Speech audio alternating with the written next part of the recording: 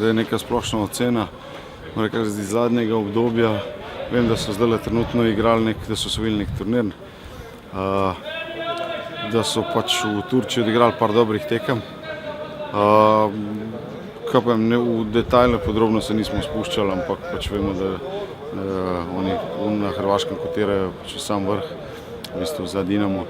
Tako da enostavno težek nasprotnik in take, kakršne smo mi imeli v tem pripravljenem obdobju.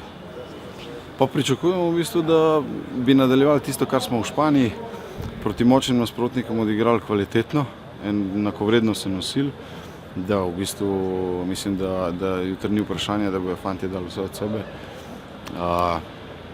Vse ostalo, kar se tiče kvalitete, jaz sem prepričan, da jo mi imamo, da z njimi lahko pariramo in enostavno se lahko spustimo v enakovreden boj z njimi.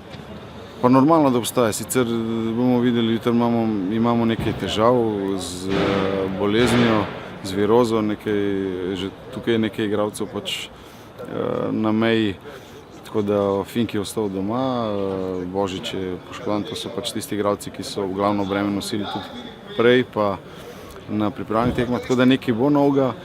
Kaj spremeniti? Mi smo še vedno v fazi priprav, ki v bistvu ne čisto v zadnji fazi, tako da enostavno noge so še vedno težke, treningi so še vedno v bistvu prirejeni temu, da se pač maksimalno dogradi ta fizična priprava.